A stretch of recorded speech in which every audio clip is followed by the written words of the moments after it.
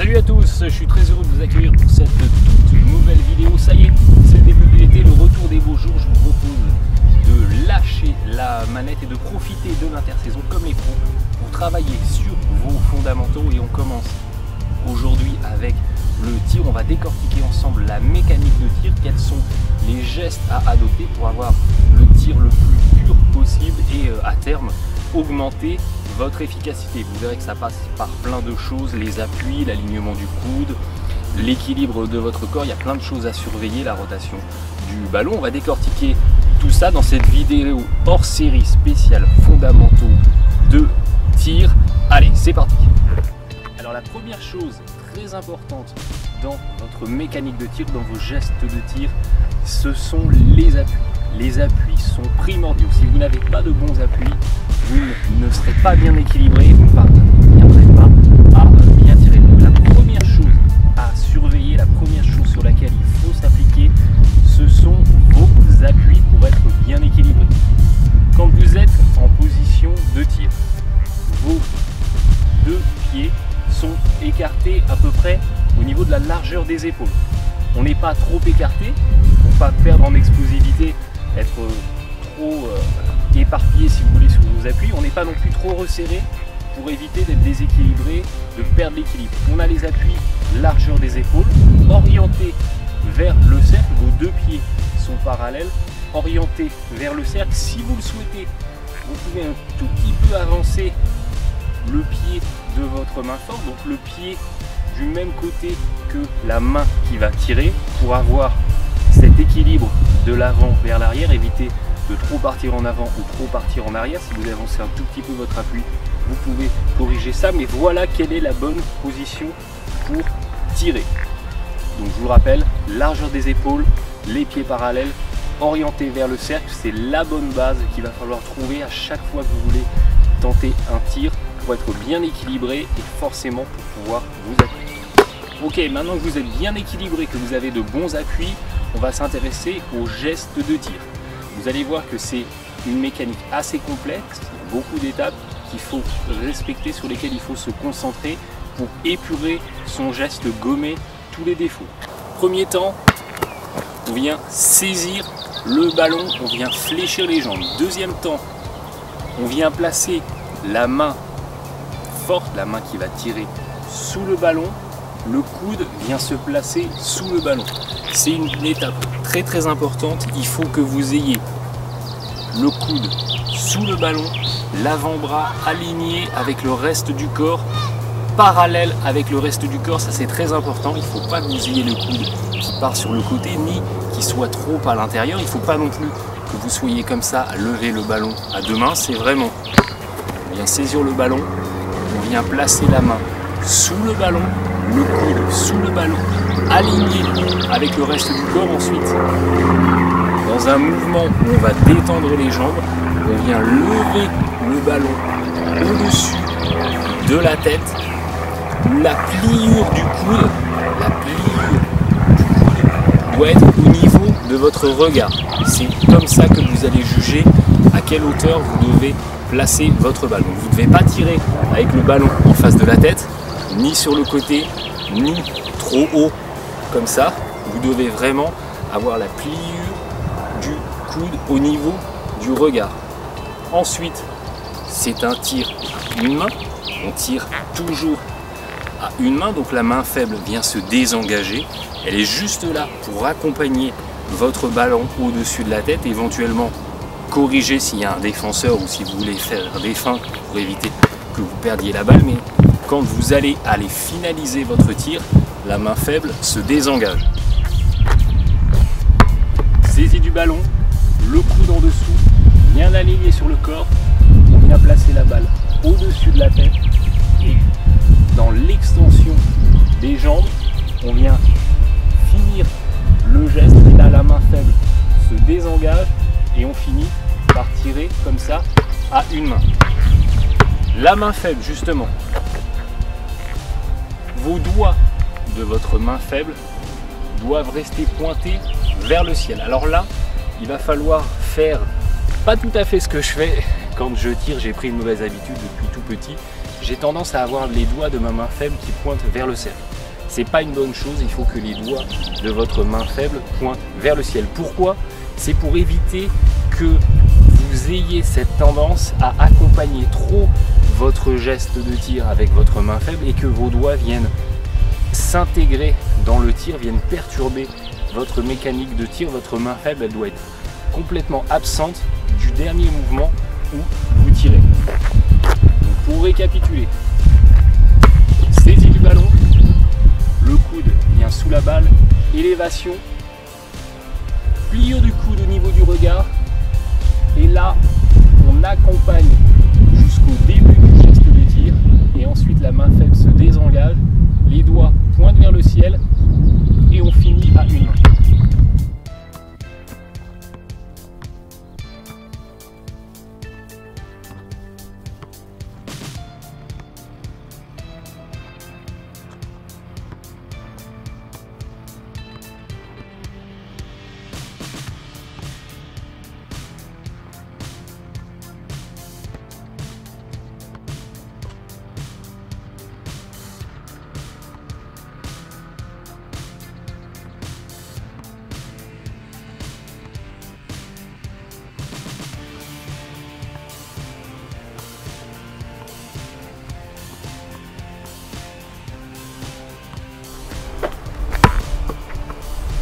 Votre ballon doit avoir un effet rétro créé par votre fouetté du poignet, par l'impulsion que vous allez donner dans votre poignet. Votre ballon, il doit tourner sur son axe. Il ne doit pas tourner comme ça de travers, ni dans un mouvement de rotation qui ne serait pas sur son axe. Il doit vraiment tourner parfaitement sur son axe. Si jamais le ballon tourne de travers, c'est que vraisemblablement vous avez été perturbé avec votre main faible, votre geste de tir. La mécanique, elle doit être vraiment à une main,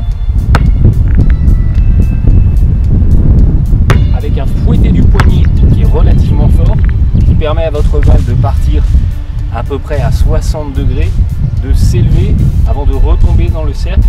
Et regardez bien vraiment la rotation de votre ballon, elle doit être sur son axe, votre ballon partant droit vers le cercle. Si jamais vous constatez que votre ballon ne tourne pas suffisamment sur lui-même, le fouetté du poignet doit être important, donc vous devez avoir un effet rétro dans le ballon qui est marqué. C'est que soit vous avez trop tiré avec votre paume, et ça c'est pas une bonne chose, on vient tirer avec les doigts, le pouce n'est là que pour tenir la balle, mais dans la finalité du geste de tir, on vient tirer uniquement avec les doigts. Donc si votre ballon tourne un petit peu trop en dehors de son axe, c'est que soit vous avez trop impliqué votre pouce, et là vous êtes ce qu'on appelle un thumber, un pousseur si vous voulez. Il faut à ce moment-là que vous désengagez votre pouce, soit qu'avec votre main faible, vous êtes venu gêner. Vous n'avez pas désengagé suffisamment votre main et au final vous êtes venu gêner votre geste de tir. Donc, quand vous venez comme ça l'été faire des sessions de tir, vous voulez progresser, vous voulez vous appliquer sur votre geste, c'est des choses sur lesquelles il faut être vigilant, il faut être attentif, il faut les gommer. C'est l'occasion ou jamais de le faire quand vous avez du temps comme ça pendant l'été, qu'il fait beau et que vous voulez vous entraîner dehors. Donc,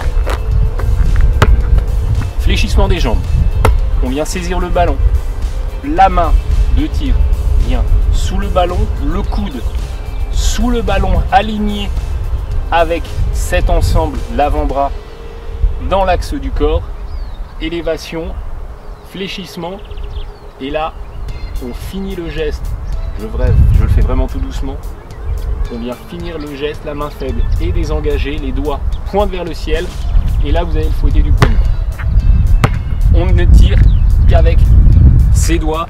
Vous avez même certaines stars NBA, si vous regardez Kobe Bryant par exemple, qui tirent avec seulement un doigt, voire deux doigts.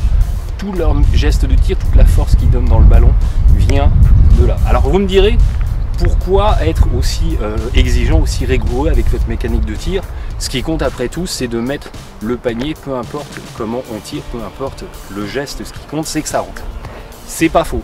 Vous avez effectivement dans l'histoire de la NBA des joueurs comme Reggie Miller, comme John Stockton qui tire à côté de la tête, au-dessus de l'épaule, Derek Fisher qui a un geste qui part de très loin. Derrière, effectivement, tous ces joueurs étaient de très très bons tireurs et avaient un geste qui n'étaient pas orthodoxes, qui ne respectaient pas les fondamentaux de tir qu'on peut vous expliquer. Dites-vous bien que plus vous épurez votre geste, plus vous vous rapprochez de techniquement ce qui vous serait demandé, ce qu'il faut faire, plus vous avez de chances de réussir. Il n'y a pas de miracle. Si les joueurs optent pour ce système, choisissent ces mécaniques de tir, c'est que c'est des mécaniques éprouvées. C'est comme ça que vous allez réussir au maximum à scorer des points.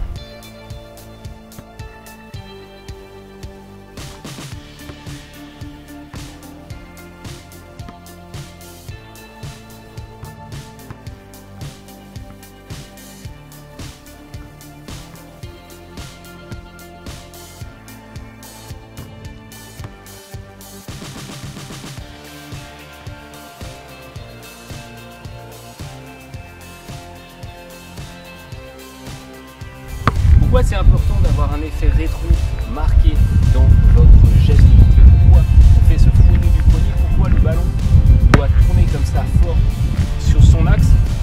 C'est important parce que plus vous allez mettre d'effets rétro dans votre ballon, plus quand vous allez manquer un tir, le rebond va être court.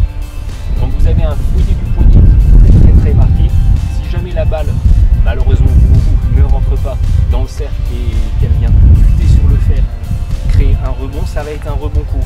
Donc ça va maximiser vos chances pour vos coéquipiers d'aller attraper un rebond offensif. C'est pour ça que c'est important, outre pour la mécanique du tir, pour la fluidité du tir, c'est aussi important d'avoir un fouillis du poignet, un effet rétro dans le ballon qui est marqué pour avoir des rebonds. Donc quand vous arrivez au terrain pour une séquence de tir, que vous soyez seul ou que vous veniez à plusieurs pour progresser ensemble, c'est très important de commencer par faire des tirs de près. Quand vous arrivez pour une séquence de tir, une session de tir comme ça, vous êtes là vraiment pour vous appliquer, pour progresser. On ne commence pas par prendre des tirs à 3 points ni des lancers francs. On commence par se chauffer tranquillement, prendre confiance tranquillement avec des tirs de près, des tirs en dessous du cercle. Si vous n'êtes pas encore à l'aise avec le fait de tirer à une main, profitez-en aussi au début pour faire des tirs uniquement à une main. Vous vous rapprochez du cercle. Prendre confiance, vous commencez par des tirs de près classiques. Et puis, ce qui peut être intéressant, c'est de travailler des séquences où vous allez uniquement tirer à une main pour vraiment vous appliquer sur ce fait de tirer uniquement avec votre main.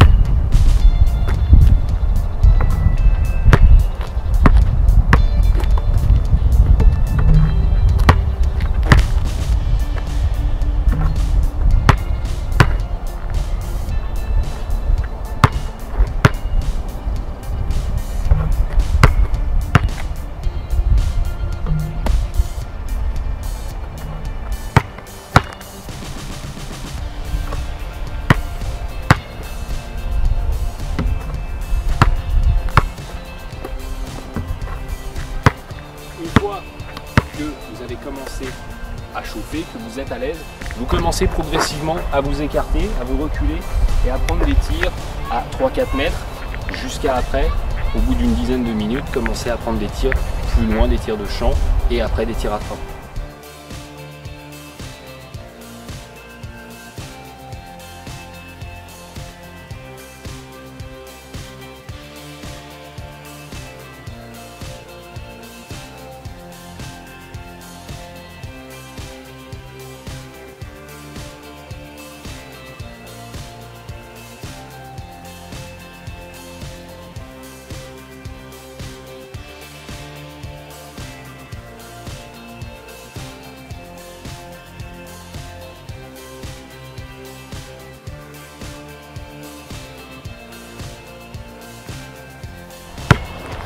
il y a un moment privilégié quand vous venez comme ça travailler le tir, c'est les lancers francs. C'est vraiment à ce moment-là qu'il faut vous appliquer au maximum pour vraiment avoir les bons appuis, avoir la bonne mécanique de tir, un coude bien aligné dans l'axe du corps, un ballon que vous allez bien mettre au-dessus de la tête et une finition que vous faites bien à une main avec un bon fouetté du poignet. Donc quand vous faites des lancers francs, vous faites des séries de 10, de 20, de 50, appliquez-vous bien. Votre objectif, c'est que tous vos tirs soient dans le même axe. Si votre ballon tombe un peu trop à gauche ou un peu trop à droite, c'est que votre mécanique de tir n'est pas assez pure, n'est pas assez encore travaillée, que vous avez besoin de rectifier encore votre alignement, votre tir. Si c'est un petit peu trop long ou un petit peu trop court, là c'est pas grave. Si c'est tout le temps dans le même axe, déjà vous avez fait un grand pas en avant vers la progression, vers le fait d'améliorer votre adresse. Donc, tous vos ballons doivent être dans le même axe, idéalement, évidemment, dedans, mais si c'est un petit peu trop court, un petit peu trop long, c'est pas grave. Vous avez fait le plus dur, vous allez créer la base de votre geste qui va vous permettre après de vous améliorer et d'arriver à 90-95% de réussite au lancer franc. N'oubliez pas que quand vous êtes dans des sessions comme ça, à l'extérieur ou en salle, mais que vous venez travailler votre adresse, prenez le temps de vous appliquer. C'est vraiment très très important. Décomposez votre mouvement, analysez pourquoi votre ballon n'est pas rentré. Est-ce que j'étais trop à gauche? Tiens, est-ce que j'ai pas tiré avec mon pouce ou gêné avec ma main faible? Est-ce que j'étais trop court? Si jamais vous êtes trop court, c'est souvent qu'on n'a pas assez fléchi les jambes ou qu'on n'a pas assez marqué le mouvement du poignet. Si c'est trop long, est-ce que j'ai pas été trop brut dans mon mouvement de tir? Voilà comment réagir aussi à vos tirs manqués. Donc, les lancers francs, hyper important, c'est à ce moment-là qu'on s'applique, qu'on décortique son mouvement, qu'on analyse ses échecs. C'est le meilleur moyen de le faire parce que la distance est toujours la même, donc c'est facile de se réajuster. On est à l'arrêt, on est figé, on a le temps de se concentrer. C'est pas comme des tirs de champ où la distance n'est jamais vraiment la même et où dans la précipitation on peut parfois bâcler un petit peu. Là, au lancer franc, vous devez vraiment vous appliquer. L'objectif, il est simple, c'est que votre corps, il ait une mémoire musculaire, qu'il ait mémorisé un geste qui vous permet de scorer systématiquement. Donc, on vient d'abord placer les appuis, largeur d'épaule, orienté vers le cercle. Je vous conseille d'orienter l'appui de votre main forte. Ici, je suis droitier, mon pied droit, un tout petit peu en avant pour être bien équilibré, éviter de partir trop en avant, trop en arrière. On souffle, essayez de trouver une mécanique, une rituelle de tir toujours la même, un rituel de tir, pardon, toujours le même. On vient placer la main forte, la main qui tire sous le ballon, le coude bien aligné. Ensuite, élévation au-dessus de la tête, la pliure du coude au niveau des yeux. Et on vient finir avec le fouetté du poignet marqué. Et votre fouetté du poignet, il doit finir dans le cercle. Il faut que depuis cette zone d'où vous tirez, vous voyez votre main finir dans le cercle. Ça, c'est très important.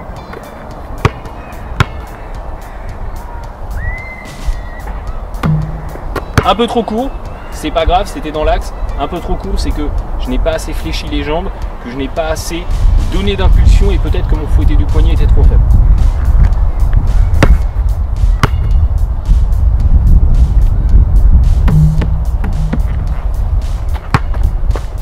Et là, c'est dans la répétition qu'on progresse, qu'on vient gommer les défauts de son geste et qu'on arrive à optimiser son adresse.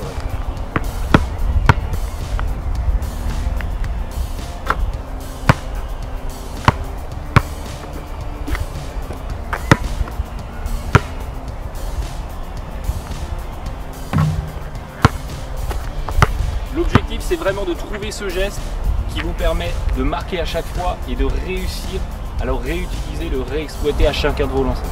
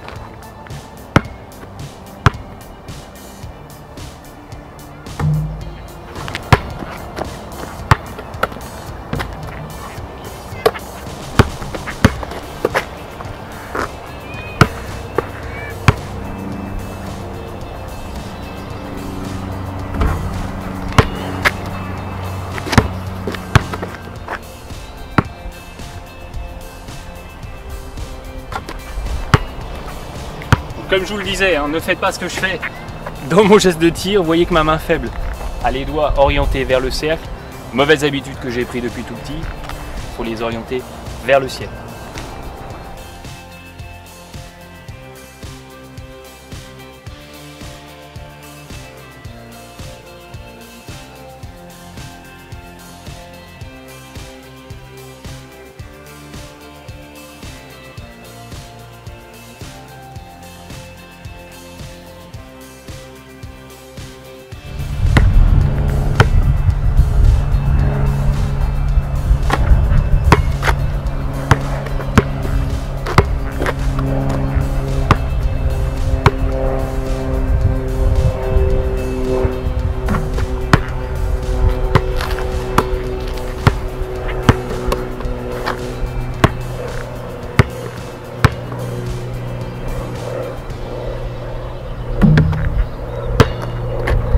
Le tir était un petit peu trop à droite, ça c'est un mauvais tir.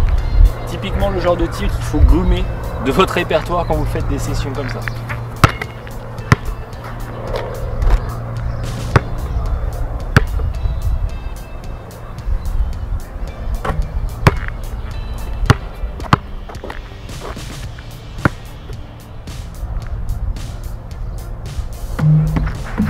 Alors quelle trajectoire doit avoir votre ballon au moment de votre geste de tir? Idéalement, il faut que votre ballon ait une trajectoire assez haute pour que quand il retombe dans le cercle, il ait un cercle entre guillemets le plus large possible. En effet, quand vous tirez très tendu, si vous avez un geste de tir très tendu, vous avez un ballon qui se présente face à un cercle qui est très incliné, qui est très de biais. Et donc forcément, le diamètre visible du cercle est plus petit pour le ballon et donc la probabilité que ça rentre est moins élevée que si vous avez un tir très en cloche qui va se présenter dans un cercle qui représentera une grosse superficie par rapport à un tir tendu. Donc c'est important d'avoir un geste de tir très arrondi, pas trop non plus arrondi. On n'est pas là pour tirer en arc-en-ciel, mais en gros il faut que votre ballon aille un petit peu au-dessus de la planche, au niveau de l'horloge des 24 secondes. Alors c'est pas évident, évidemment ici il n'y en a pas, mais en gros il faut qu'il monte, quand vous tentez des tirs de champ ou des tirs de lancer franc, il faut qu'il monte à peu près au-dessus de la planche, au niveau de l'horloge des 24 secondes. C'est ce qui vous donne un indicateur à peu près correct de la bonne trajectoire. Quoi qu'il en soit, il ne faut pas que vous soyez trop tendu, c'est pas des fléchettes, il faut que vous ayez un ballon en gros qui monte à 60 degrés et qui redescend avec un angle de 60 degrés dans le cercle. Ça, c'est l'idéal.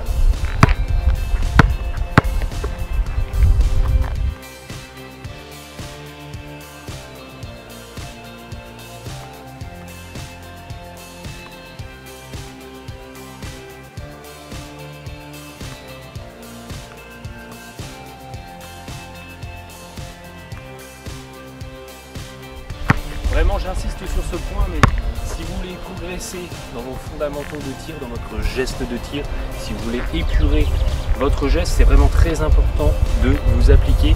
Profitez de ces séances pour prendre le temps d'analyser votre tir, de vous appliquer. Donc ne venez pas pour faire des séances de tir comme ça en essayant de tenter des choses très compliquées, des tirs en step back à 3 points ou des choses déséquilibrées sur un pied ou des choses très compliquées.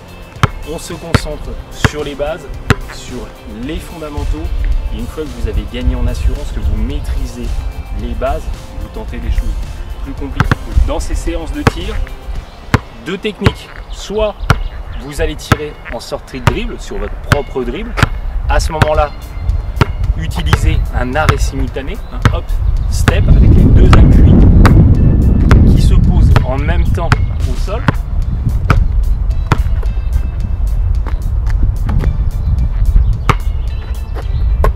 Soit faites-vous une passe à vous-même avec un petit effet rétro et c'est pareil.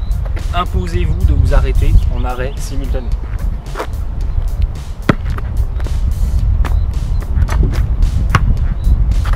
Pourquoi c'est important de prendre cette habitude de faire un hop step, de faire un arrêt simultané? Parce que quand en match, quand sur le playground, quand vous serez en train de jouer entre guillemets pour de vrai au basket, quand vous recevrez une balle. Si vous arrêtez en arrêt simultané, si vous choisissez de ne pas tirer et de partir en dribble, vous pourrez décoller du pied droit, partir départ direct du pied droit. Vous pourrez choisir de décoller le pied gauche et partir en départ direct du pied gauche. Vous aurez le choix de votre pied de pivot. Si vous arrêtez en arrêt décalé, en 1-2, comme ça, vous ne pourrez pivoter que sur le premier pied que vous avez posé. Et forcément, ça va limiter vos choix en attaque. Vous ne pourrez faire, si vous avez posé le pied droit en premier, qu'un départ direct pied gauche ou qu'un départ croisé pied gauche. Donc le fait d'être en arrêt simultané, ça augmente votre danger, vos possibilités en attaque, et ça c'est hyper important. Arrêt simultané, les deux appuis, largeur des épaules, orienté vers le cercle, on est bien stable et on est en position triple menace. Ça c'est une autre notion qu'on abordera dans d'autres vidéos, mais on est prêt à faire autre chose que du tir. C'est pour ça que quand on fait ces séances de tir, ces séances de fondamentaux, on s'applique sur des appuis simultanés sur du hop step. Donc soit en sortie de dribble, soit en se faisant une passe à soi-même en effet rétro.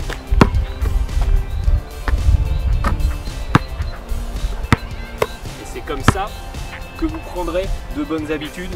Imposez-vous vraiment de le faire. C'est pas évident, il faut se forcer, mais c'est comme ça que vous progressez du hop step, du hop step, du hop step, et rien d'autre.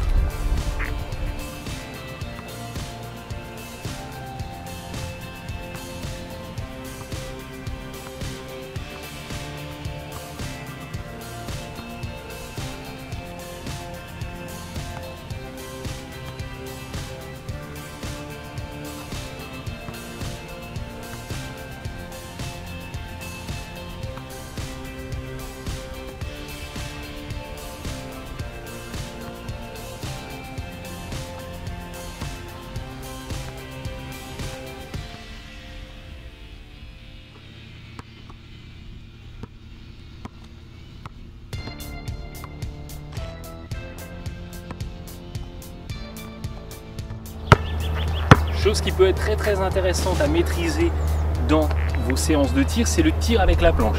À quel moment on utilise la planche pour tirer?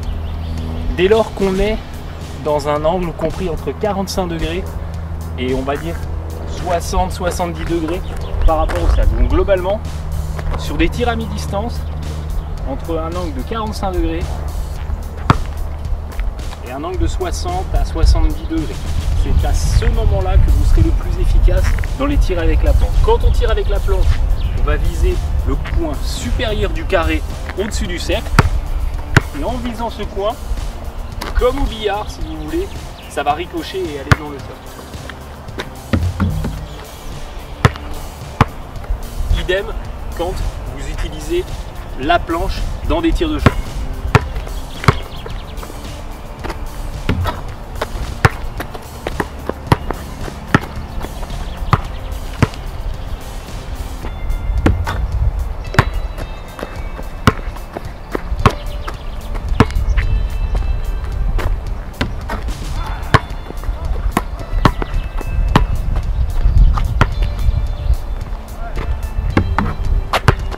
Ça peut vraiment être très intéressant pour vous d'avoir un bon tir avec la planche.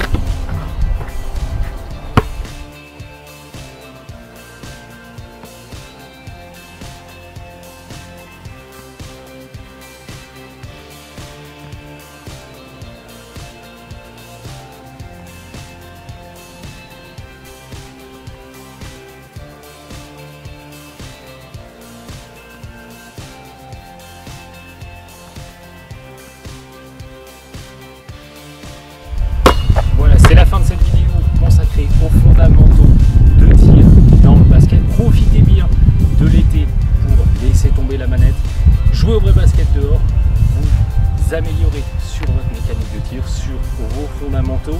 À vous de jouer, moi je vous dis à très bientôt pour plein d'autres contenus basket, NBA et NBA 2K. D'ici là, bon match à tous.